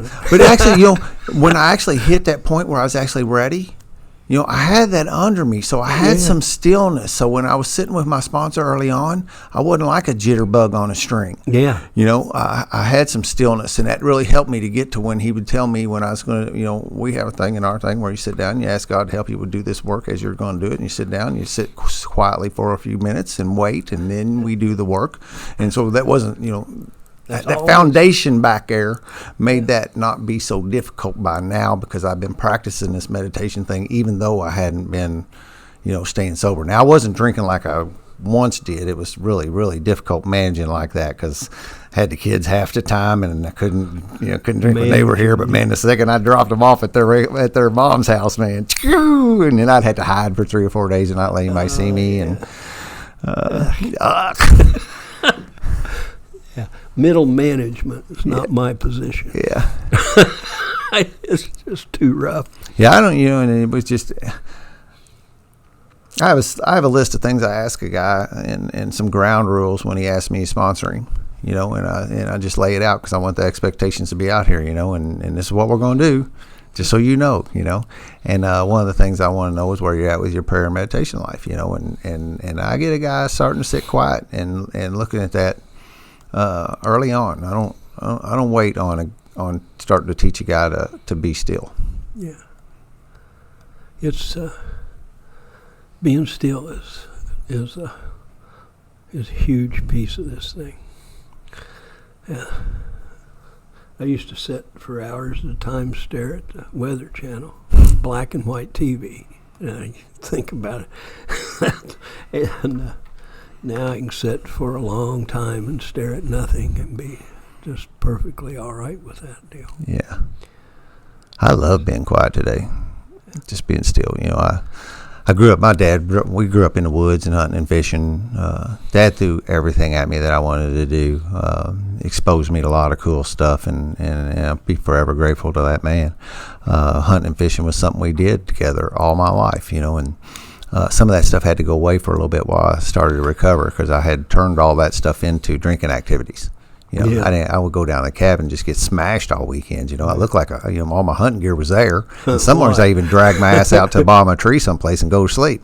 But it all turned into that. Well, it's come back, but today the hunting part of it has changed. And today I go. It's a quiet and a real peaceful place for me to go sit.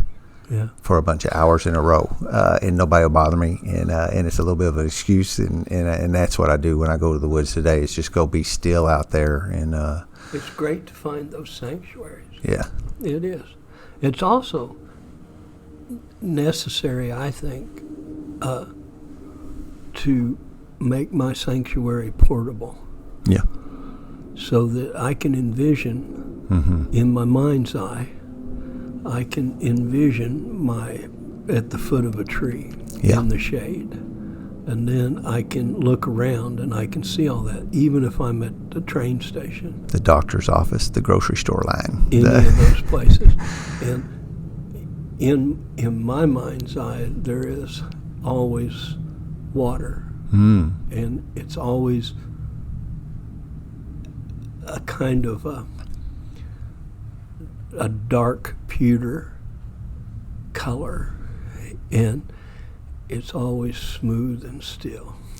And I'm sitting a little above that and seeing that calm place. And that calm place is me, is in me.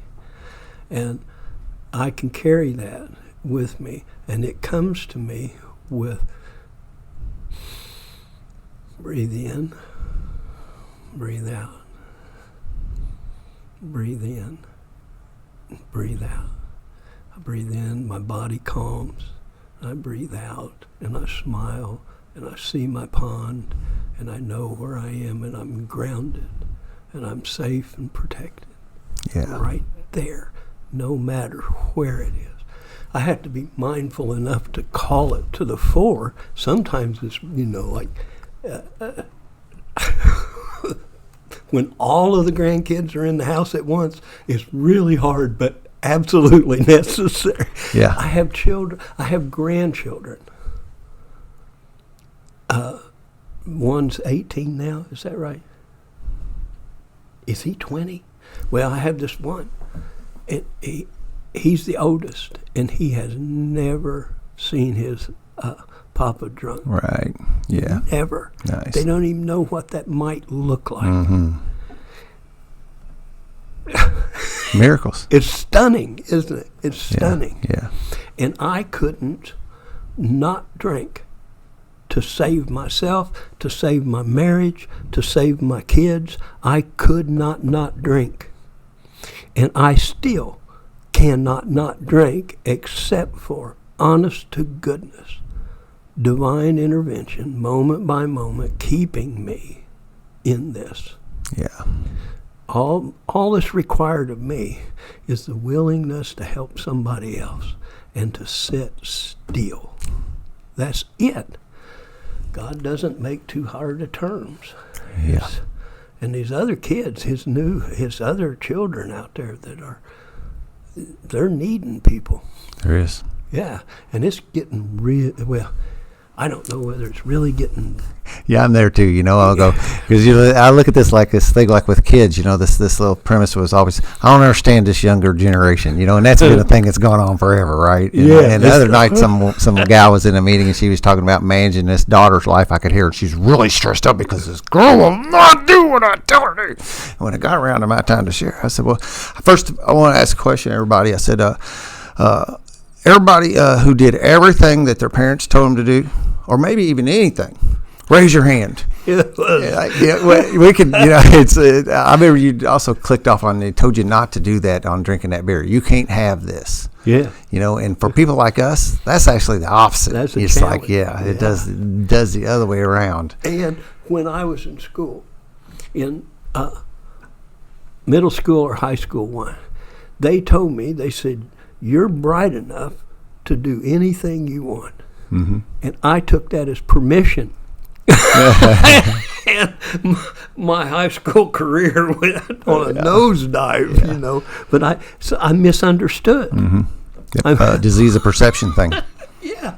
I thought I had permission to do whatever I wanted to come real quick back on that thing about the world seems to be, and I would agree at some level, but I question myself there really quickly. I stopped short and go, well, first off, Dan, you don't know near about the stuff you think you know, but it does seem to me that there's a great deal of strife in the hearts of humans moving around the areas I'm moving around. I see stress. I see a lot of tension. I just see this almost this real yucky vibration as I go to the grocery store and people around me. And it's not all, but I just feel it and I see it. And, I know that there's a lot of systems. There's a guy that says this line, and I really like it. He says, the apparatuses we have traditionally used to make sense of life aren't working for a lot of folks today. Yeah. They're not finding that in the churches as much as what was once the pillar of what kind of kept people on some kind of way to operate, and people are rejecting that today for whatever reason. I don't think the fundamentals are any, they're still solid. They're really this has just been tied in a blue bow, or Yeah. that's tied in a red bow. Buddhism is tied in a green one, and Hindu's in yellow, and it's all these ancient spiritual traditions that are all pretty much the same, just said a little differently. Yeah. But I see that out there in the world today, and it feels like it's at a higher level. Now, I wonder if it's my awareness. I got a suspicion that we're becoming more aware of things that go on around us than we ever were. We're maybe, by God's grace, a little less self-centered, so that we're actually seeing people suffer. Yeah, really good point. Instead of me looking at, Yeah, my my eyeballs turned around backwards looking at me. Right. So The picture show in the back of my head. I think it's a part of waking up. And I think maybe that the more I'm exposed to that, the more compassionate I'll become, the more willing I'll be to sit quiet and be helpful when I can, Yeah. and not to spring into self-determined action and cause more problem, Yeah. but just to go slowly and act with compassion. Yeah. Even though I know there's things that are not right, and my approach to those will maybe, if I can continue in the process, will become less condemnatory and more compassionate, so that when people come and sit with me and I'm seeing my pond, Mm-hmm. that they'll feel safe. Yeah. They'll feel, when we feel safe, then our conversation changes. When our conversation, the tone and the quality of our conversation changes, our lives follow behind that a lot. Conversation is an action. It's a physical action. And as the quality of that conversation becomes safer and quieter, and we can share what's going on with us safely, that's when the healing starts. Yeah. That's when It's beautiful. people around us heal. So Billy told me,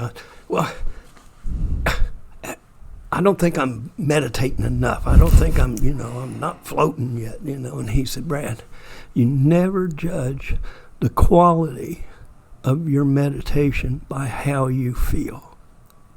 Has nothing to do with how you feel. Has everything to do with how people respond to you. Pay attention. And I began a practice of walking down the street, paying attention and breathing. And that's part of my deal. And I walk down the street and I breathe and I walk kind of close to my breathing tempo, And now it's a lot slower because I got 2 new hips, they're not broke in yet.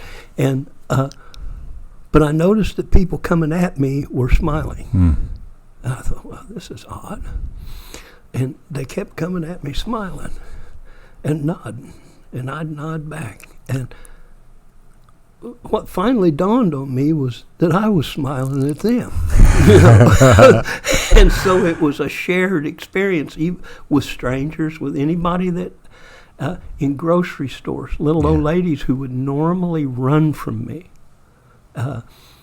were asking me to help them. Yeah. Where's the olives? Yeah, and they're not afraid to walk up to me. Yeah. And Yeah. that's not me trying, because many times I'd just soon not be bothered. Yeah. I'm just doing my deal, walking my walk. Yeah.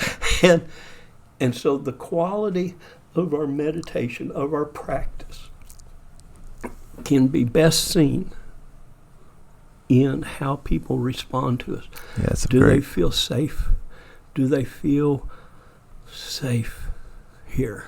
Is this a quiet place where they can come and sit? And even if they don't talk, you see, Yeah. can they just sit here with you? Yeah, absolutely. Especially if you don't talk. But, and that's how Billy taught me. Yeah. And, I know there's no teachers in an AA, Or they're all. or everybody's a teacher if we pay attention, but I thank God for the teachers who have come into my life. I Me needed too. them. I needed Billy, and I needed Don, and I needed Don P. from out in Colorado. Mm-hmm. And these people, as well as new people, show up in our lives when we need them. Not when I want them, Mm-hmm. but when they're necessary, they'll show up and start giving us a message. Yeah. And that message, remember, it'll resonate.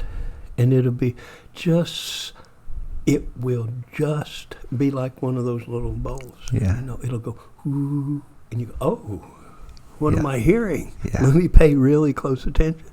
And one guy told me, he said, now, next time you're giving your pitch, he said, you really should pay attention to what you're saying because you may learn something. That's all. I mean, how many times does that happen that you say something there was no possible way that you could have said that to some all the sponsee time. that you're like, those were not my words. Yeah. That just people- came. That is this power. That's this program speaking. That is. And a lot of times use me as an people come and instrument. say, you said, and I said, I did. Well, I'm brilliant. Yeah. Listen, look at this. I didn't know I was that sharp. Yeah. And I'm just right there, Did I really say that? And you got me confused. Yeah. But we started this conversation today with a prayer. We start each day with a prayer. We end each day with a prayer. That's so that we can acknowledge that, so that I don't understand it. I'm not one of those metaphysical guys, but it's just amazing to me that something I didn't tell you about is that this little drunk that was living in a tool shed would end up celebrating his 10th sobriety anniversary standing on top of Mount Sinai in the middle of the Egyptian desert. Wow. How does a How little does drunk that from happen? Frankfurt get there? Yeah. Not on my own. Yeah. And it was just the most stunning sunrise I'd ever seen. Wow. How does that happen? Yeah. It, That's a little thing I found myself saying out loud one time in a talk, and somebody pointed it out to me, and it was one of them ones, and I kept on saying, how does that happen? I don't know how that happens, No. But I have a similar thing where I was on at home incarceration and probation. I couldn't leave I couldn't leave these 3 counties.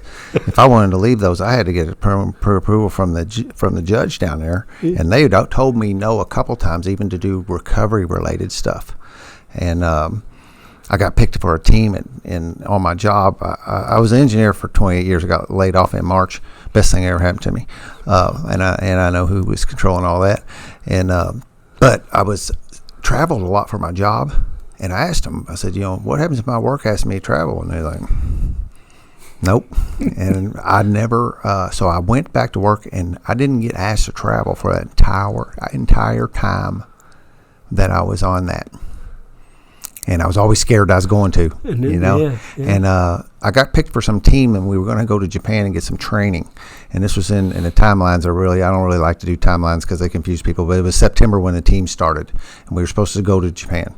And it got postponed, and it got postponed. Well, I went down and asked my probation officer, and she's like, at this point, you've been around and you've been doing well. If they were going to send you to Alabama or Utah or something, I might be able to do it, but I don't think they're going to sign off on Japan. And I said, so what and she said, well, we can petition for it, but let me know if it comes to fruition. And I said, okay.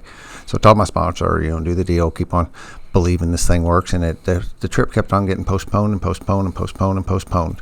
And I got off probation and completely off of paperwork on February the 18th of whatever year that was, 17. And on the 28th, 10 days later, I was on a plane to Japan. And my first night down there, in Nagasaki, Japan, and I can't remember the name of the mountain anymore, but you ride the gondola cable cars up to the top of it. And Nagasaki, the port of Nagasaki is rated as one of the top 3 nightscapes in the world. and I'm standing up there. And just 10 days ago, I had to get permission to leave the county. Yeah, free man. And I'm standing on top of that with the sunset over the Japanese Ocean behind me, looking at the lights beginning to come on in this darkened port. And I mean, just wave. I know it's like of what, like, wow. I mean, like just but static electricity charging. I can redo it. Yeah. Just talking about getting it back again. You know, when you get your quiet, you're just talking about it brings it. Yeah, of that, you know, and the guys that were with me, they go, "Where are you going?" So I'm going up there, and they, "Really, are you? Can I go?" And I said, "Yeah, if you want to go, that's where I'm going," you know. And so my little group, I was just going to go. My little group jumped on, and they went with me. They didn't have any idea what was going on up on that hill. I was the only one that knew. Yeah. But man, just how does that happen?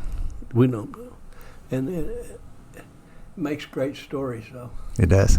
And you know, the thing is, you know, you're a really good storyteller. A lot of us are. I think I'm a pretty decent storyteller. I mean, but I have guys come to me and they can't hardly talk, and they're kicking their shoestrings. And I tell this other joke I stole from some speaker someplace. I said, a lot of guys, I'm figuring they must like my shoes because that's where they're looking the whole time while they're talking to me.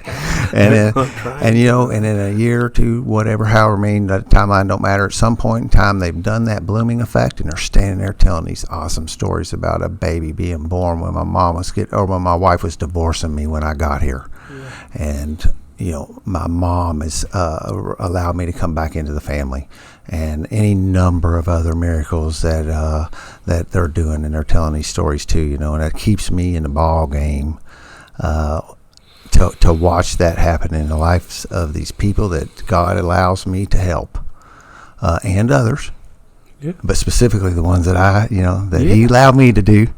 Here, this is yours. Yeah. Do a good job with this, and trusting you. Well, that's a lot of weight. Yeah. It's a little loose there, but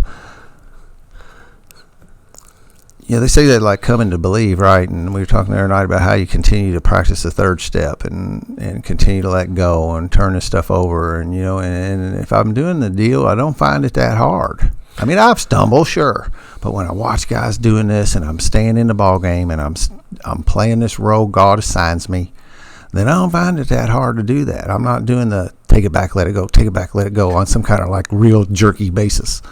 Whatever made me think that I was strong enough to take anything back from God? Right. I mean, come on. Yeah. So your God's too small. When that one place in there, Chuck Chamberlain, he said this, something, I think, now I could be wrong, but he said, God's will's going to be done, kids. He said, now you can go there kicking and screaming, or you can go there singing and dancing. The choice is up to you. That's a great line. I have not heard that. And it's just, there you are. Which way do you want to go? Yeah. Because it's happening. So when I was early, I would get all in this tussle. Oh, God's will and not God's will. Yeah. And I'm doing all that kind of stuff, and I'm just crazy. And I said, Billy, how do I know? And he said, is it happening? I said, that's great. Yeah. He said, Guess that's what? Great too. Yeah. And that took a lot of the weight off of me too. It really did. Because anytime I catch myself in that wrestling match, you know, and I'll go there. Yeah. And wait a minute. Is this going on? Is this really? Okay, guess what? Yeah. You might as well just accept this thing. And, you know, to be able to look at my humanity and my fallibility and all my clumsiness, all of that stuff, and just accept it as this is your deal, helps me see other people with more compassion and understanding. I can sit quieter with them because we're just alike. I mean, so that whole thing about unique, you remember that, you know, you're not unique. Ha, I am. I'm unique, and you're unique, and we're just not special. If I get rid of the special part, yeah, I can be unique. I can be exactly Love that angle. bundle Yeah. that God meant for me to be. Yeah. And I'm doing the work that I need to do to get to know Him better. You see, I'm doing that. I just have to lose that special thing. If I'm not entitled. I'm not special. I am unique. One guy said, he said, if we're not unique, one of us is useless. And because I can't do the things you do, Yeah. and I can't be comfortable in the things that you do, and I can't be effective. I can only be effective in the way that I'm designed to be effective. And to be that, I have to be clear of the wreckage of my past. I have to be present here. And I have to be willing to accept my full humanity and yours. Yeah. And I heard a wonderful little prayer. Just maybe it was this morning or yesterday morning. I heard a guy from around here talking about a prayer that he was given. God help me to love. That's the whole deal. Yeah. I don't want to get love mixed up with anything else. Please show me how to really do this deal. And that was one of those that rang inside of my heart. Yeah. That maybe I can start applying that little prayer in my life so that there's less stress and weirdness in the world around me. That there's more compassion and understanding where we go. That's what you see people coming to AA. And this goes to the traditions in an odd sort of way. But people come to AA and they get around people who are doing this kind of practice, this 12-step practice, and they're really doing it. They don't want to go anywhere else. Mm-hmm. They want to sit with those people and be where they feel safe. I mean, I can see why it's difficult, I mean, man, oh man, if you get around 3 or 4 people who are practicing, it's just a whole different ball game. Yeah. It's like, yeah, okay, here we are. Yeah. Yeah. And then you think, well, now what? Oh, nothing. Let's just be here. Yeah. I love the guys that I have. I have been placed, or something has happened that has put me in the middle of a whole bunch of guys that are really doing a deal, Brian, and a whole bunch of us like that. Then we're all, I know that we care about each other beyond my ever understanding. This thing says, there's another line out there, it says it'll help you create the fellowship you crave. Yeah. And then at some level, that's always what I was hunting. And now I have it around me, and I've got these brothers that I know for a fact. We got this little app on our phone, and I know there's some boundary kind of stuff there too, but that tells that keeps us in contact. Yeah. And it's private. It's not Facebook. It's that, and we stay in contact with one another. And if somebody needs help, it will make me cry to watch stuff happen on there. When we got a new guy in there, his water heater went out the other day, and he's about to flip his lid because he's got the world's biggest problem. And some other guy says, "I'll be over in just a minute." Yeah. And then at like 10 o'clock in the morning, they're saying it's done. And then that's just the other day's example. Yeah. Of doing this deal together. When we get together, and it's just I don't have any kind of words I can even begin to say what those men mean to me. It says, and you can join us in the fellowship of the Spirit. It says that right in there. Mm-hmm. And that's what. Same page, I think. Yeah. And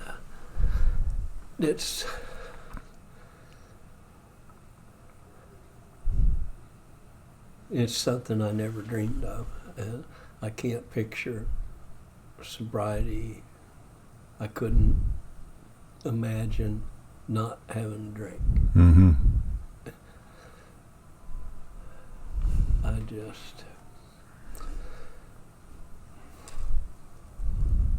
I'm grateful for the life that I've been given.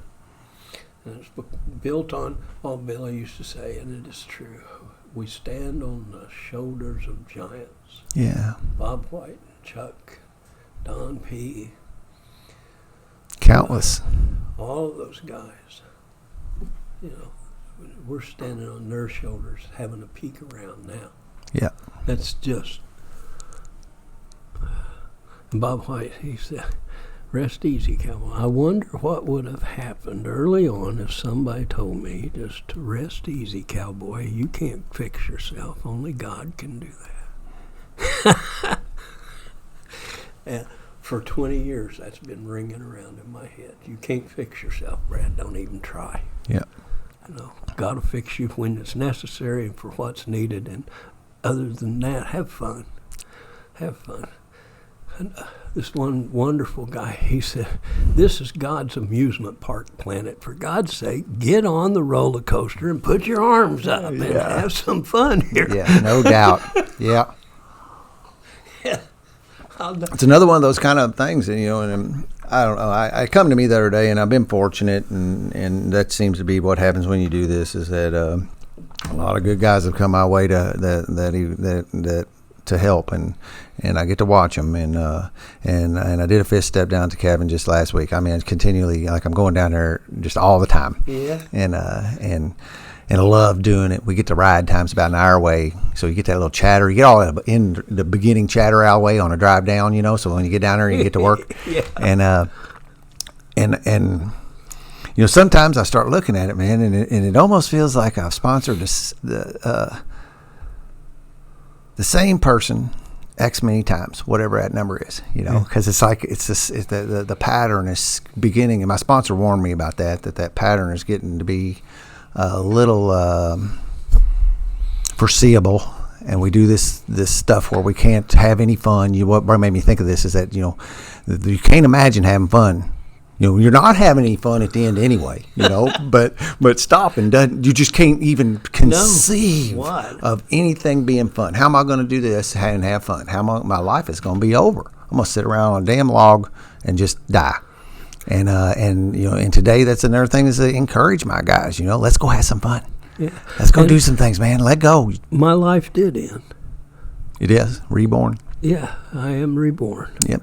That's a promise that doesn't get talked about much. I think mostly because of the language, probably. Yeah. But people reject the words, even though Bill says, please do not prejudice yourself against the words we use. My favorite little thing lately is that, because you just see people have a physical reaction sometimes to the word God. Yeah. And I try, and it's like, if you asked me for a Kleenex and I handed you a box of Target brand tissues, you ain't gonna care. Right. You ain't turning over the box to see if it says Kleenex on the bottom of it. And that's really just a way we're using that word. It's just a word we're using to convey whatever that is. I sure as hell don't know what it is. I'd be a long shot from thinking that I could actually say, yeah, I know his name is G-O-D.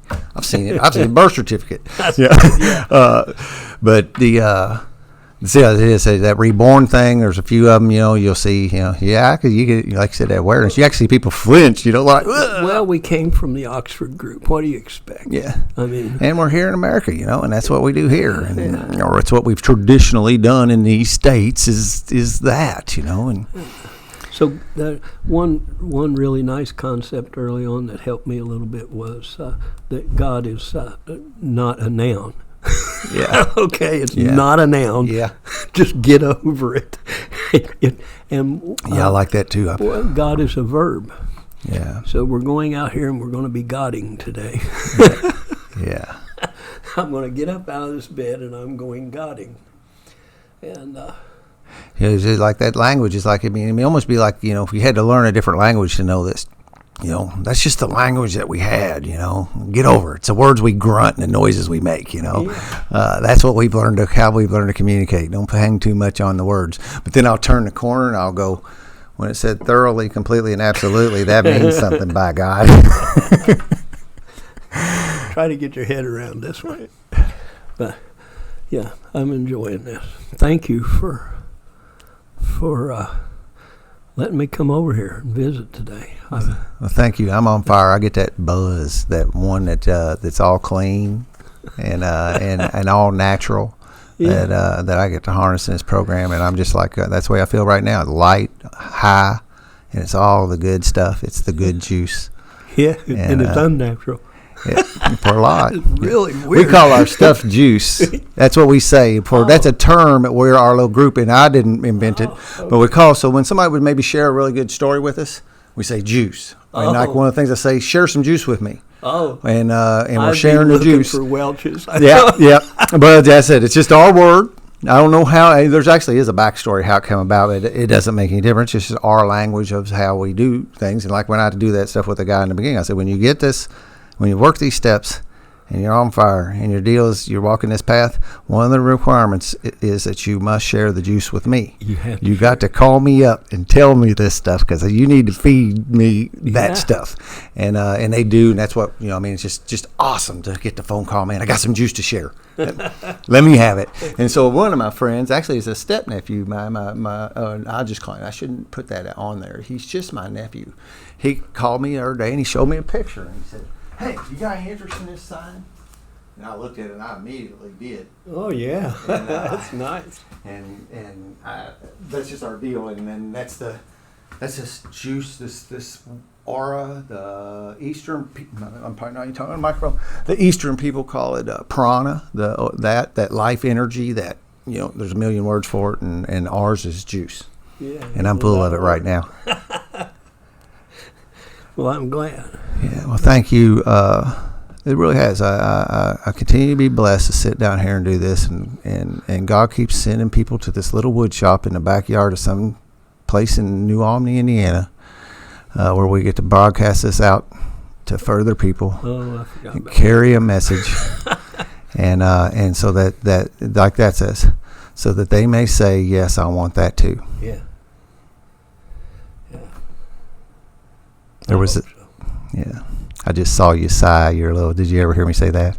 Uh-huh. There's always a part at the end of the podcast when people kind of get done, and they'll go, yep. Done. Yeah, and that's the cool thing too, because behind the podium you got that little window, right? Yeah. And you can get that out to the people, however many people are in the room at the time. Today we actually, you get to that point where I say we almost like you kind of come to a completion at the moment. At this moment, done. It's complete. And I get it all out. So let me close this thing up. I do really appreciate you being here. I've enjoyed it immensely. I just feel so blessed to be doing these things with guys like you, and to be able to be here to soak up some of your juice and share juice with one another. And any final comments before I do the sign-offs? I don't know. I don't think so. Okay, cool. So I'll tell you. spiritualunderground.org. That's where the show notes are at. The music around this thing is by Darren Frank. He's a home group brother of ours. And go to Amazon and get 12-Step Spiritual Recovery, a book by James Christopher Cone. The 12 Steps for Anybody. So, as I always close this thing up, if you're not having a blast in your recovery, it's your own damn fault. And thank you all for allowing me to participate in my recovery in this manner today. Peace out.